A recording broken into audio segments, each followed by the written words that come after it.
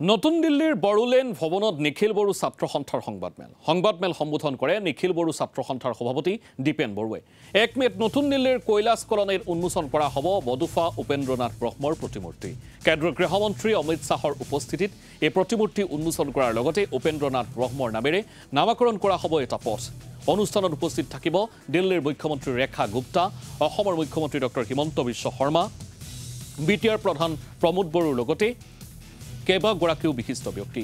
সংবাদমেলযোগে প্ৰধানমন্ত্ৰী নৰেন্দ্ৰ মোদী আৰু কেন্দ্ৰীয় গৃহমন্ত্ৰী অমিত শ্বাহক কৃতজ্ঞতা জনালে এপছুৰ নেতৃত্বই। বিশেষ দিনটোত অসম আৰু বিটিআৰত প্ৰজ্বলন কৰা হ'ব 5 লাখ বন্তি। উল্লেখযোগ্য যে লোকপ্ৰিয় গোপীনাথ বৰদলৈৰ পাছত অসমৰ দ্বিতীয়জন ব্যক্তিৰ নামেৰে নামকৰণ হ'ব নতুন দিল্লীৰ পথ। 835 মিটাৰ দীঘল আৰু 50 মিটাৰ বহল পথছোৱা নামকৰণ কৰা হ'ব বডোফা উপেন্দ্ৰনাথ ব্ৰহ্মৰ নামেৰে।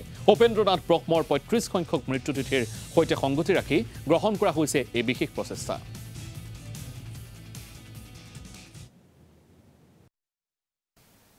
নতুন দিল্লীত থকা কৈলাশ কলনী এই ঠাইত ভাৰত চৰকাৰৰ উদ্যোগত অসম চৰকাৰৰ সহযোগ, বিটিআৰ চৰকাৰৰ সহযোগ আৰু MCD দিল্লীৰ সকলো সহযোগিতাৰ যোগেদি বডোফা উপেন্দ্ৰনাথ ব্ৰহ্মৰ 35তম যি মৃত্যুতিথি পুণ্যতিথি আছে, সেইদিনাখন দেশৰ মাননীয় গৃহমন্ত্ৰী অমিত শ্বাহ ডাঙৰীয়াই বডোফা উপেন্দ্ৰনাথ ব্ৰহ্ম মাৰ্গ আৰু লগতে বডোফা উপেন্দ্ৰনাথ ব্ৰহ্মৰ ষ্টেচু প্ৰতিমা তেওঁ উদ্বোধন কৰিব।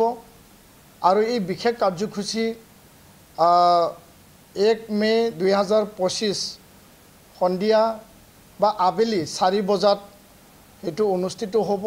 আৰু এই কাৰ্যসূচীত অসমৰ মাননীয় মুখ্যমন্ত্ৰী ডক্টৰ হিমন্ত বিশ্ব শৰ্মা ডাঙৰীয়া, দিল্লীত মাননীয় মুখ্যমন্ত্ৰী ৰেখা গুপ্তা ডাঙৰীয়ানী আৰু লগতে MCDৰ মেয়ৰ ৰাজা ইকবাল সিং ডাঙৰীয়া, বিটিআৰ প্ৰধান প্ৰমোদ বড়ো ডাঙৰীয়া আৰু লগতে অসমৰ স্পিকাৰ বিশ্বজিৎ দৈমাৰী ডাঙৰীয়া, মন্ত্ৰী উৰ্খাওগুৰা ব্ৰহ্ম ডাঙৰীয়া, সাংসদ জয়ন্ত বসুমতাৰী ডাঙৰীয়া, ৰেণুকা নাৰ্জাৰী ডাঙৰীয়া আৰু আন অতিথিসকল প্ৰায় হাজাৰৰো অধিক নতুন দিল্লীৰ এই কাৰ্যসূচীত উপস্থিত হ'ব। লগতে এই কাৰ্যসূচীৰ লগত জড়িত হ'ব বিটিআৰ বড়োলেণ্ডৰ আৰু অসমৰ প্ৰায় 15,000ৰো অধিক লোক একেলগে তেওঁলোকে ভাৰ্চুৱেল ব্যৱস্থাৰ যোগেদি সংযোগত থাকিব।